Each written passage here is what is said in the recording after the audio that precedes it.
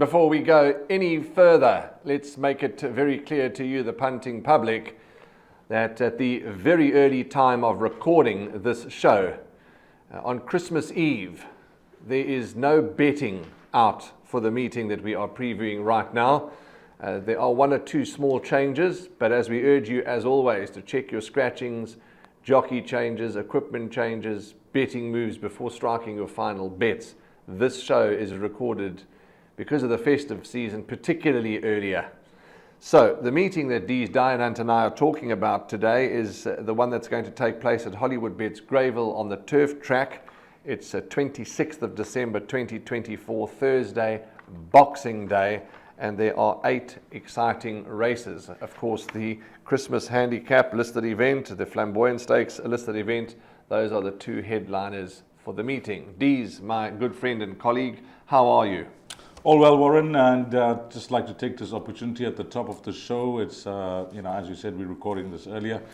To all the racing fans out there that are listening into the show before Boxing Day, I trust you're having a wonderful Christmas and the very best from the entire team. Well said, and I agree with those wishes. Let's hope it's a good, faithful, blessed, and safe time for all. The first race on Boxing Day is at 12:45, 1:45, 1,200 meters, and there is just some betting that's come through that Dees will talk us through in a moment, checking all the various websites. And 1,200 meters maiden plate, 1:45, the first race on Boxing Day. Dees, at the time of recording, no scratchings or jockey changes. Not too much to go on. The Golden Goal looks like he's got his ideal chance of securing that maiden victory, but he's having his 12th go.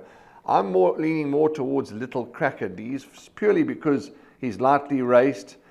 He gets a cozy draw, and I think there's a lot more to come from Little Cracker. This horse, the Golden Goal and Top Gun, they ran in that race that was won by Wherever I Lay My Hat. So there's not too much to go on. My selection, 2 from 7. I think it's a very tough start to the bipod, Warren. Whatever the results, you'll drop tickets. You'll do well to see yourself through the minimum spend. You mentioned I'm just perusing some websites here. I did find some betting. Number 7, the Golden Gold, is at 5-2. Number 2, Little Cracker, is at 4-1. The first timer, number 4, Fire Tiger, at 9-2, along with number 5, Deserto, at 9-2. 8 Top Gun is at 9-2. So you can see it's a wide open betting market. Of the first timers, the horse that will make the most appeal, just judging on form and the combination of Frank Robinson, Sean Veal, and of course Sid Moodley having a wonderful run. I'll keep an eye on number 4, Firecracker. Won't have to be too good to win this. Exactly. But I'm just going to the front of the computer form, which is normally the guide that we use. Firecracker, nice colt. Could run a place but needs further. So, and then Doug Campbell's got nice comments about his runner. Lots of ability, but will most likely need the experience. So nothing fancied with the first timers here. Of the Campbell runners, Doug Campbell's runners, I think the obvious horse is number 7, the Golden Gold. On a line to Aggregado. This horse, number 6, Samuel Longsword, you'll give him some type of chance. And then the main line between number 6, 7, and 8, just purely looking at it in black and white, is between that form line behind Wherever I Lay My Hat, Alison Wright's runner. And if you're going to choose on that form line, then you'll clearly choose the Golden Gold, who was 3rd in that race. So a race where Glenn Cotson mentioned that his horse is a gelding coming from Cape Town. Will need the run. They've got the Apprentice claiming the 4. I'll just keep an eye on betting if there's any action around that horse. But I must agree with your initial comments, Warren, that it looks like a tough race to kick things off. It is the start of the exotics, the bipod. My suggestion is 2, 7, and 8, Warren. I'm going to go 2, 7, and 8. Number 8 has got the blinkers on as well. So we'll see what happens with those 3 runners. But I think with 2, 7, and 8, you should be safe, and you'll have a chance of doubling up. But again, I go to this first time at number 4, Fire Tiger, at trading at around 9-2. I'll keep an eye on the betting there. Yeah, I think that's good advice. Keep an eye on the betting as race time looms, because Fire Tiger or Trend Maker won't have to be super special to make a winning debut in this field. But Deez's numbers 2, 7 and 8. My numbers 2, Little Cracker, 7, The Golden Goal. It's a joint show, so the numbers coming out of the studio for race 1 are numbers 2, 7 and 8.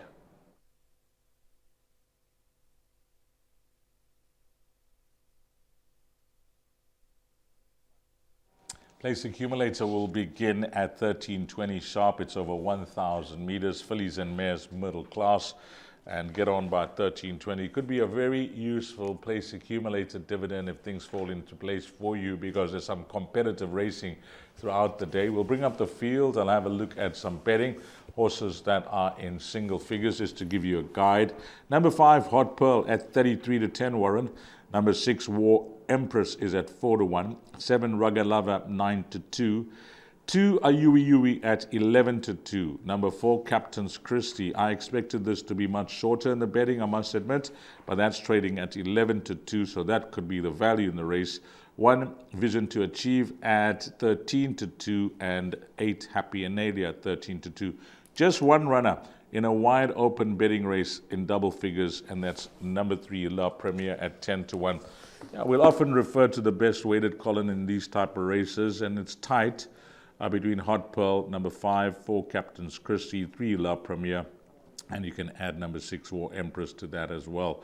Yui is number 5 on that list. I'm going to begin with Captain's Christie, Warren, because at around 11-2, I know that this filly hasn't won for some time, but the fact that Mark Dixon travelled her up to Gauteng, and I had a long chat with him prior to engaging her for that race, he quietly fancied her chances in that Gardenia Handicap, where she wasn't disgraced. You're racing and raiding against locals. It is tough, and she was only beaten 4 lengths by Ice Star. And I kept a very close eye on her last time out, and there was market support for her, but there were valid excuses, just the way the race panned out for her. So I'm not going to read too much into that last run.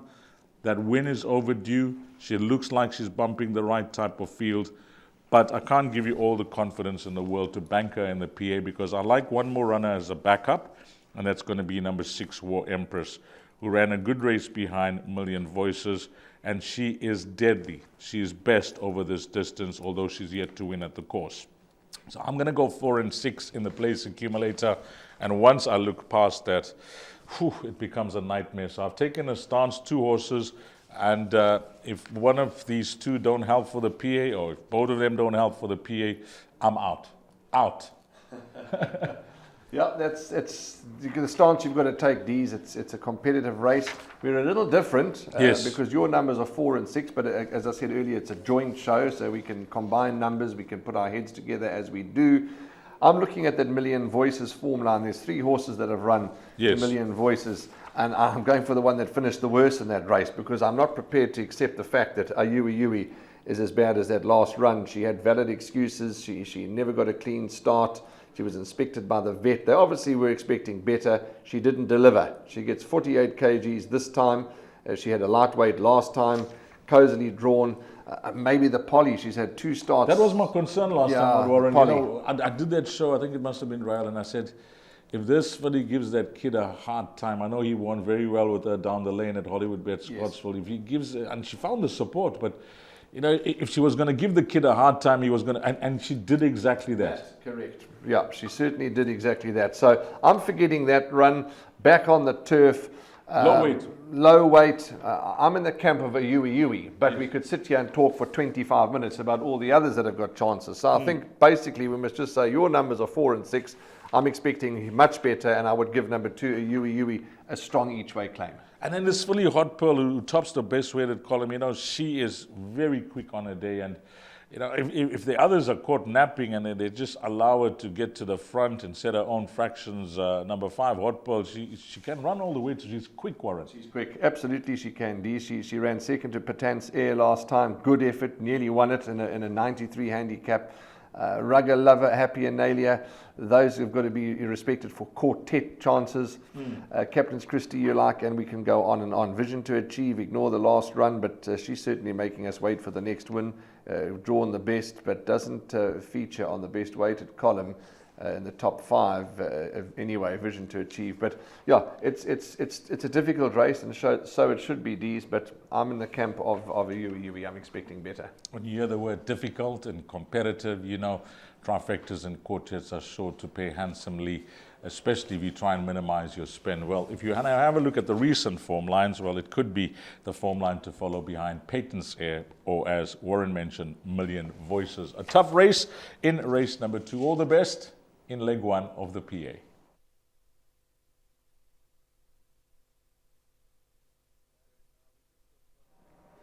Welcome back to the studio for the third race, which is a maiden plate for fillies and mares. Follow the In the Box Seat podcast maiden plate. Justin Vermaak is our guest for the In the Box Seat podcast for the last podcast of 2024.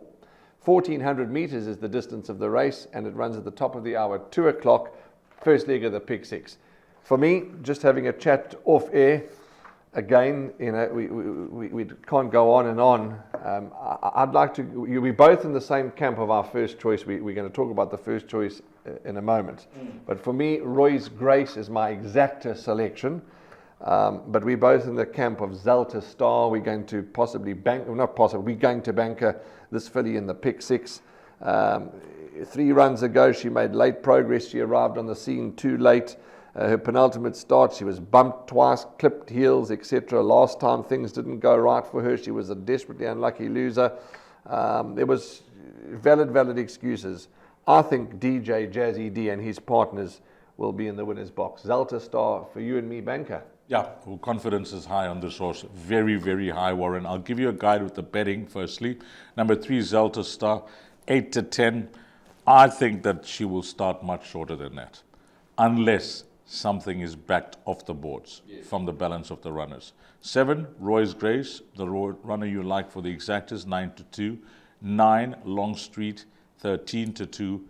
5, Zolo Zolo at 8 to 1. Number 1, KMV Retrophet at 8 to 1. And it's double figures, the balance. Just coming back to giving the guys some confidence that didn't watch the race last time out behind Zelta Star. Well, after that good introduction where she was with the Alec Laird stable, it was news that she was going to join the Guard Puller Yard at her next start. Things did not work out for her. She was traveling best in the race on the poly track. And then Serena Moodley wanted to go for a gap that was between, I think it was Sweet Reunion and D-Day, if I'm not mistaken, Gary Rich's runner. And as he went for the gap, the door shut. And that was it. There was no way through. He had to check, switch in for a run. And you know when you have that type of issues, just with your racing experience, Warren, that your momentum is broken. It's like you're jumping out of the stall gates again. You know, especially if you're going to check a horse that badly. And things didn't work out for her. She still rallied well to run second. And while, sorry to interrupt you, while all that's going on, yes, she lost a shoe. That's it. You know, it was reported after that. And I think that incident would have been the incident and so a loser shoe, because, you know, you're suddenly pulling up the handbrake and then you want to start again. You know, we're talking about huge giants of animals here, 500 kgs plus, and you wanting them to do all types of heroics sometime. You know, if she had to win last time out, it would have been a heroic win. Absolutely. So coming back to Zelta Star, nicely drawn, Craig Zaki gets a ride. If the race plans out and pans out, you know, the way that they expect it to, back on the turf, I think she'll win. 8 to 10 tells you the story. When I look at the balance of the runners, I simply can't find horses that will be dangerous, but I'll give you my numbers for the exacta and then one more horse for the quartet. So it's 7 a banker, by 159 for the exacta, and then I will include number 8 for trifectas and quartets. Okay, that's it. Third race, we're all in the camp of Zelta Star, banker. If Zelta Star gets beat in the first leg of the pick 6, out. We'll be looking for jackpots.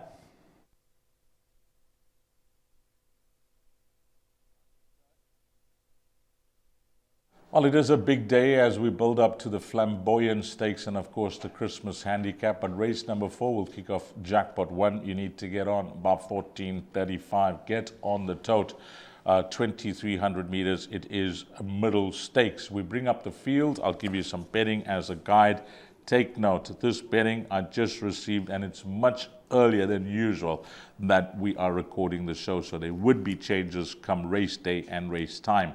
Number 6, Johnny the Thief, in excellent form. Well done, MJ Ordendal, 5-2. Number 1, Quantifier, hasn't won for a long time, Warren, 33-10. 4, Giver's Grace will now race in open company, but is in good form, 33-10. 2, the Mikado, I think other source has to be included in everything.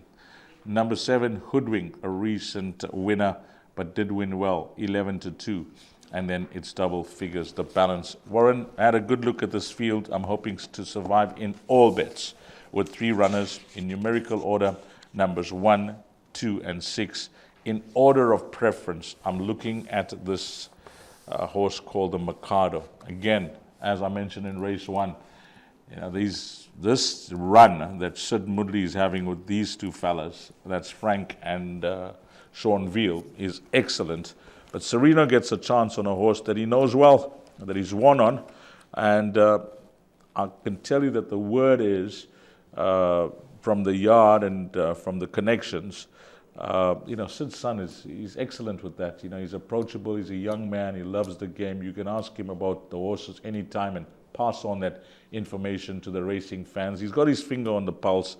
And he told me the other day, again, with Cat's Pajamas winning, that this is a big runner on Boxing Day, along with a runner in the Christmas Handicap. So there is some confidence coming through with number 2, the Mikado. So if I had to tip them in order of preference, I'm going to go 2, 1, and 6. There I go against Johnny the Thief, who's been kind to the show and kind to me, having gone for him his last 2 races. But this is unknown territory. Now he's going 300 meters further. His rating is up. He's earned his rating over shorter. But the way the horse is winning, that's the type of thing you rather go with a horse that's in good form rather than expect a horse to win like Quantifier, who hasn't won for 611 days. So I don't know what's your thought process with that. These, it's as you say, you're sort of going against Johnny the Thief. Well, that's how you've structured it. You like Quantifier, I'm going against Quantifier. So Quantifier for me can win, of course it can, it's got a chance, but I'm prepared to go against it. Nice job, Chad Little in town. And well done to Chad. Yeah. What a journey he's been on, and what a way to win it in Hollywoodbets Kenilworth the other day. So we look forward to seeing Chad absolutely here in Durban. Johnny the Thief, that's the one that you sort of not selecting first. I'm not selecting Quantifier first. I've gone with the Mikado, 2, 6, 4, 5 on my numbers. Givers Grace and Lucretius, the Poets Corner Syndicate, they upbeat of good runs from their 2 horses.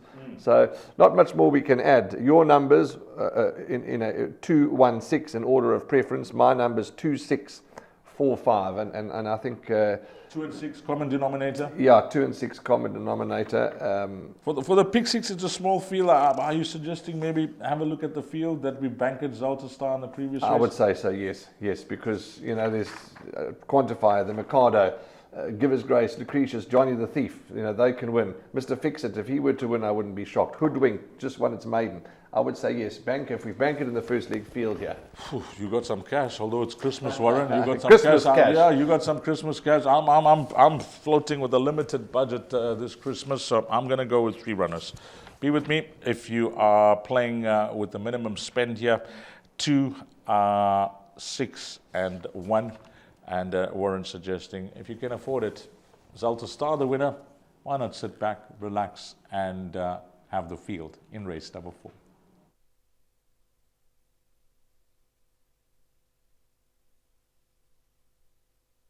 Race 5 on the program is the handicap for fillies and mares at the 84 level. The race will run over 1900 meters, and the carded off time is 15:13. So just before 3:15 on Boxing Day. At the time of recording, no scratchings or jockey changes. Check those before you take your final bets, because this show has been recorded well in advance. A horse that's come down from a rating of 103 to an 84 is Broadway Girl.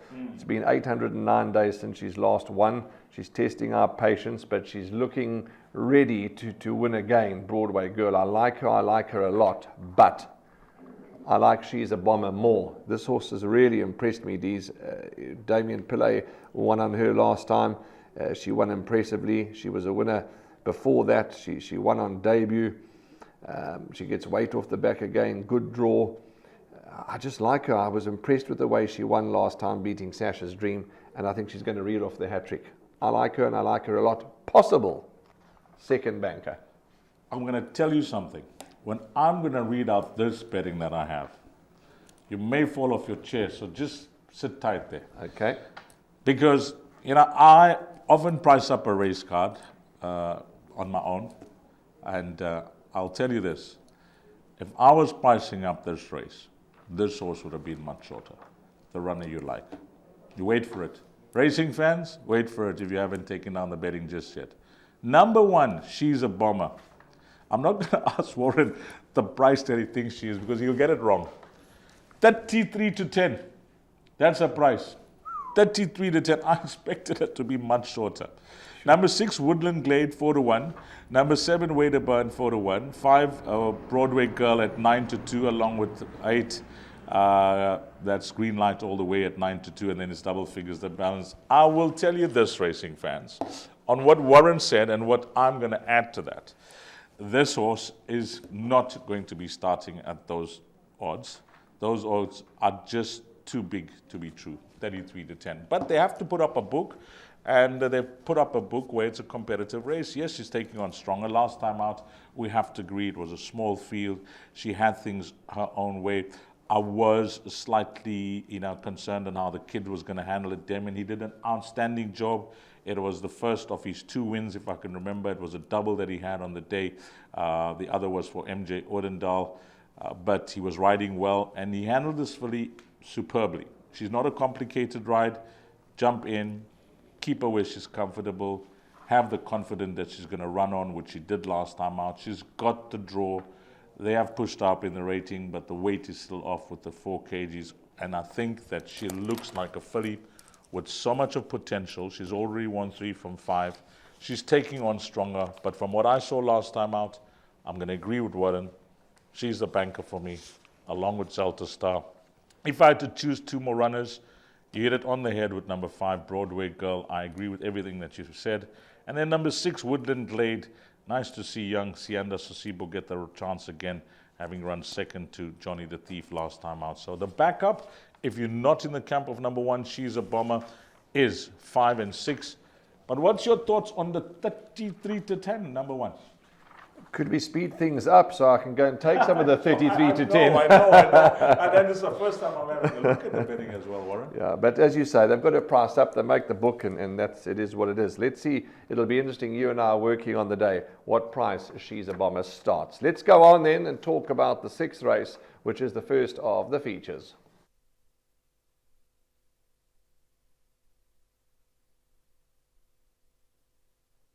Last pick 3 on the card is a feature, and it is a popular race amongst racing fans that come to racing on the Boxing Day to come and watch the Flamboyant Stakes and the Christmas Handicap. Some decent horses have won this in the past. I'm talking about fillies and mares. And let's see who will be the 2024 winner over the 1600 meter trip. It's a Flamboyant Stakes, a listed race. The best weighted column, Warren, paints a picture that I think many will be leaning towards. Number 2, Celtic Beauty on top at a 104. 10, Mary's Green Light at a 103. Then we got Bevy's Delight, which is horse number 8 at 96, and joint at 95, number 1, Masharina, and number 5, Safe and Sound. Betting, Warren, is like so. And this is where I will agree, but I expected the horse to be a bit larger than the price I'm going to read out. But I expected this horse to dominate the betting. Number 2, Celtic Beauty, even money. Sure. Yeah, that is short. Even money, they're not taking any chances. They got the handcuffs on this one. Number 10, Mary's Green Light, is at 9-2. Number 8, Bevy's Delight, is at 6-1. We got Masharina, number 1, at 7-1. And then 8-1, number 5, Safe and Sound, it's 10-1, and Better the Balance. I can't believe that the bookmakers are taking this big, bold chance with number 7, Perella, at 10-1. Okay, we'll get to that now. Number 2, Celtic Beauty. Another horse that I think could be a possible banker on the card, especially in the PA and the bipot. For the pick six, so some will say, "Deez, you're going to have to be a brave man to go for it because there's form around her." But beside the best weighted column, look at what she's raced against her last 2 starts. Those pinnacle races against the boys. See it again, we know. And 3 lengths to Gladiatorian for me is a great run. Ricardo has come out to win. Draw 1. Only slight concern for me. I say slight, Warren, because I need to lend your thoughts on this as well. Because you chat to trainers, you watch work in the mornings, you get to know the horses. Blinkers on for the first time in a listed race. Now, I know it's not going to be something that you just come to the races and put the blinkers on. It would be tried back home and, on advice from work riders or jockeys that have been riding on how she's handled the equipment change, and then you declare. So I don't think it is just something that's, willy-nilly that they're just putting on the blinkers. Tony Riverland's got a professional outfit. It's a thought process. So for whatever reason, they're trying blinkers on with in a Flamboyant stakes. They're hoping that will have the desired effect. That is my slight concern because, at home you're trying your blinkers, you may be going solo or with a companion, but now you're in a race, there's horses around you. I don't know how much that equipment changed. I would have preferred it if I didn't see the blinkers, I would have went all in. Yes. That is just my slight concern, but you and I work on the day, on Boxing Day. Maybe one of us could just go up to Tony Riverland to pass that information on why the blinkers. Yeah, absolutely. It's a good point, Deez. And everybody studies and everybody looks and observes things differently. Personally, it doesn't concern me too much. But you have every right. Trust the trainer's judgment. Absolutely, But as you say, so blinkers could go on. She may have worked like a lamb in blinkers at home and comes into the races and is over keen. Things can happen, but that's certainly a fair cause for concern. You mentioned in the betting because I'm not going to. It's a tough race. I'm going to try and load. We've got 2 bankers in the pick 6. I'm going to try and load up because I think it's that competitive. I'm not going to bank a Celtic Beauty. She's the first choice. She's the horse to beat. She's the place accumulator, guaranteed place accumulator, banker, all those other bets. But pick 6, I'm a little nervous. Taking her on. Pardon? Taking her on. I'm not take her on. I don't want to sound harsh towards her because she is the horse to beat. She's a good filly. Sure. But it's just one horse that keeps. We know form. We know form. How form works out and doesn't work out. But for me, sometimes horses' performances override the form. And I've been impressed with Safe and Sound. Yes. You say 8-1, I'm going to be having a few places on Safe and Sound because I think she's quite good. I think she's progressive. The hard race for her to win. But it's worth a go. Worth a go on her performances, the way she's been winning, the way she's been ridden by Kabela Matsinyani. I think she's a nice filly. Place chance. Winning selection, Celtic Beauty. Place chance, Safe and Sound. And I'm going to load up in the pick 6. This horse, Perella, we have to compliment Dennis Bosch on the way he's got her on a string here in KZN. She's going to put in an honest, solid shift as she did last time out.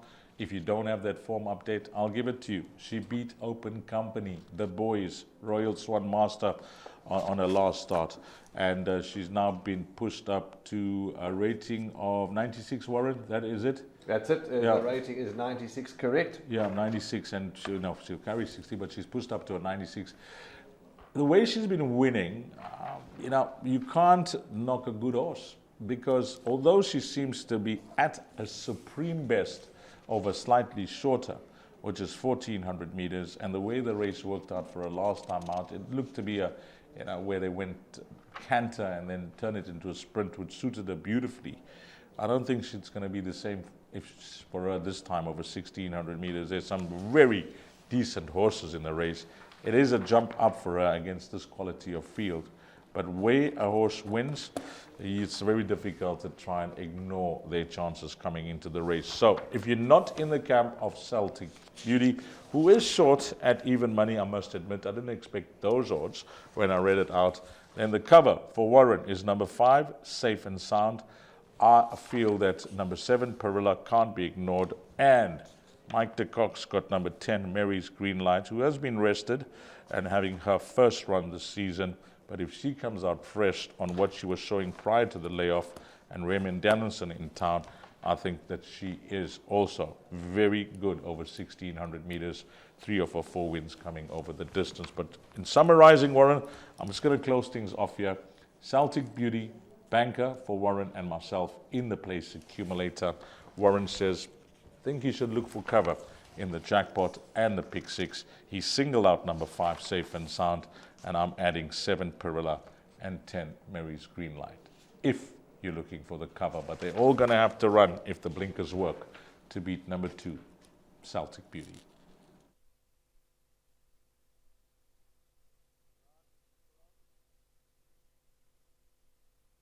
Christmas Handicap, that's what's next. The listed event, also a listed event, is the 7th race over 1,600 meters, and 16:23 is the off time. So another competitive race. That's what it is. It's feature racing. It's a great card that we've been previewing, but it's tough. You did mention, let's start with Sid Mudley's horse, because you did mention you chatted to Chevet about their horses on this particular day. The Mikado would have run by now. But Mexican Pete, I did expect a little more from him last time. I must be honest. He moved up well. 1,200, yeah. They're just warming him up. I can see the plan of action. They had this race in mind. Right. They had this race in mind, warm up 1,200, nice warm up again, 1,200 meters. Because when he won that 3 races in a row, Warren, it was over 1,400, 1,600, 1,600. So this is his strip. And he's coming beautifully here with 54 kgs. Yeah. They've taken the weight off the back. I personally think that Frank has got this one. The driver's out, Warren. You're standing on the tee box and the driver is out, and all this horse needs to do now is hit the fairway. Yeah, okay. I'll give you the betting. 5 Mexican Pete, 4-1. 4 Kichikel, 11-2. 3 Diani, 6-1. 9 Formagear at 13-2. 6 Salukwe is at 15-2 with number 7 Imalense Yokotutuma at 15-2. 8-1 number 2 Sundance Kid. Number 1 Navajo Nation at 17-2, along with number 11 Natiam at 17-2. 17-2 is basically 8.5-1. It's 10-1 and better the balance. So if I've read out this betting and you're saying, what is happening? Your betting is all off. Well, it's done much earlier. And I found a website that had the betting. So race number 7, Christmas Handicap, listed race. And you know what? We can dwell. All of these horses, we'll give them the airtime on race day. Yes. But we need to give selections. 5, Mexican Pete, going to be my top choice. I've stated my case on how he's been prepped for the race. I think he'll run beautifully. And there is confidence from the camp of Mr. Sid Mudley through his son, Chevet, who manages things for Dad. So 5, Mexican Pete, top choice. My second choice is going to be, I'm torn. 6, Salukwe, Andre Nell's runner. I think that last start, considering where he was positioned and how he was running on, good run behind Kichikel. He'd have every chance to reverse the form, considering he's a kg better off at the weights. So 6, Salukwe. Then I go with number 9, Formagear, who I think you are going to have to ignore that last start. That's not his form. He's best over this distance. He loves the track, Warren, and I think you will get a solid run for your money. He's a very talented horse when his mind's on racing, and he's versatile. You know, he can run from off them, he can run with the speed. And then 11, Natiam, would have it all to do from the draw, but I think Chad Little will be quietly fancying his chances, having a look at this horse's recent form. So 5, 6, 9, and 11, I don't know how you see it, but my top choice, my roving banker, will be Mexican Pete, number 5. 4, 5, 6, 9 for me, D's. Yes. Roving banker, the 5, Mexican Pete. We like Mexican Pete, so we're in his camp. 4, Kitchikel, gutsy win last time. He's got some ability. 4, 5, 6, 9. I do like Formagear a lot. You'll see in the show a little bit later on in my suggested bet. I've put him in as a place, as part of my place. Did you jot down the betting for Formagear? 13-2. 13-2. In an open betting race. Yeah, in an open betting race, it's an attractive price because when he turns on the Jets, Formagear, he can go with the best of them. So that's it, the Christmas Handicap. Those are the numbers. One more time for you. 5, 6, 9, 11 for D's. 4, 5, 6, 9 for myself. At Mexican Pete, the roving banker, and we're expecting a huge performance from Four McGee. And for those that we haven't spoken about, we'll chat on race day.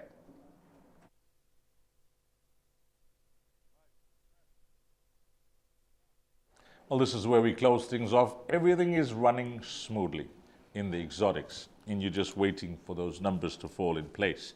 Over 1,600 meters, which is race number 8. It's a C division class. As we bring up the field, I'll give you some betting as a guide, as we've done throughout the show. Number 10, French Trip. That is trading at 4-1 Warren. 2, Go Grayson Go. How much more to come from a horse that was a very easy, confident winner of the maiden? That's at 11-2.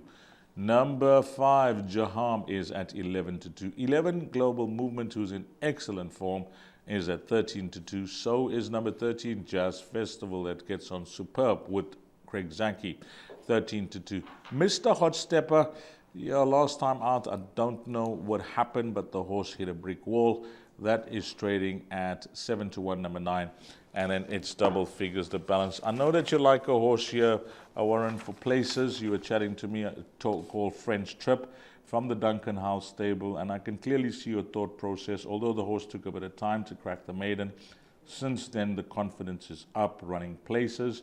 So I see why you like 10 French Trip as a roving banker in the field, but the race certainly doesn't stop there. Go Grayson Go, the way he won his maiden, how much more to come? This race will tell us a bit more. But I know Frikkie Krelen and the Giriga family, including Tinus and his son, they both like this horse a lot. I've chatted to them on course about him, and Divan is his name. He's a wonderful young man, Divan, wealth of information and knowledge, and he told me that they like this horse a lot. Number 2, Go Grayson Go, who's named after his son, who was on course as well. So 2, Go Grayson Go. Your horse, number 10, French Trip, I rubber stamp that. 11, Global Movement. Can't leave out a horse that is running so well. But I'm going to give you a stat that you are not going to believe what has happened here. This horse, Jazz Festival, who's got the number of Global Movement. You're not going to believe this, but of course, Global Movement has since won again after being beaten by Jazz Festival. But Jazz Festival, who's got the number of Global Movement, is now 1.5 kgs better off with him from his last win over Global Movement. So I don't know what's happening there with the ratings, etc. It's not my job, but what I see on paper, if you think that Jazz Festival can't beat Global Movement this time round, well, you'll have it wrong at the weights. Yes. Because Global Movement is actually worse off at the weights. 1.5 kgs, you say? 1.5 kgs, and it's just something that has happened since being beaten by Jazz Festival. Global Movement has come out to win, and the rating has gone up. That is how it happened. But I don't think there'll be much between them, numbers 11 and 13, Warren. But those are my 4 numbers. 2, 10, 11, and 13. These 2, 10, 11, 13. I'm quite big on French Trip. A strong each way chance. Again, is the final leg of my all to come, which we'll talk about just now. So I like French Trip. You may think I'm mad by this comment. I'm looking forward to seeing him dropping in distance over 1,600 meters. I know he's been over that trip before where he hasn't really fired. He's had 2 runs, 2, a third and a fourth. But I think this horse French Trip now, back down and trip will be exactly what he wants. Global Movement we're involved in. He's doing well. A huge run can be expected. So 10 and 11 swingers on my numbers, 10 and 11 box, but again it doesn't stop there. Go Grayson Go could be way better than this field. Jaham, lightly raced, looks progressive. Lancia, and the list goes on. But we're giving selections, we're giving numbers. These is numbers 2, 10, 11, 13, and my suggested bet or my suggested numbers are 10 French Trip, 11 Global Movement swingers, and hopefully after all that we're in the cash. Let me take you through the suggested bet from today's show. It says my suggested bet, but Dee's is part of the team too. But it's a suggested bet from the Gallop TV show for Thursday, the 26th of December, 2024. And the bet is as follows. All to come. The 5th race, number 1, She's a Bomber. We believe that that's the one to beat. 33 to 10 at the time of recording. Huge price. So She's a Bomber for the win, into Former Gear for a place, and then into French Trip a place. So the suggested all to come is on the second half of the later part of the card. She's a Bomber win, Former Gear place, French Trip place, and that's a wrap from Dee's Dinant and myself.